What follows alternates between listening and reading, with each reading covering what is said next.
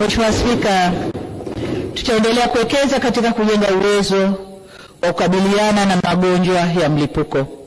Tumejipanga kujenga hospitali moja kubwa ya kitaifa ya magonjwa ya mlipuko na tutaijenga kule mkoani Kagera. Vile vile tutajielekeza katika kuongeza uwezo wa uzalishaji wa dawa, vifaa tiba na vitendanishi ili kupunguza uagizaji na kupunguza gharama za matibabu. Katika hili tutavishirikisha viwanda vya ndani, tutavihakikishia viwanda vya ndani soko la uhakika kupitia Bohari ya Madawa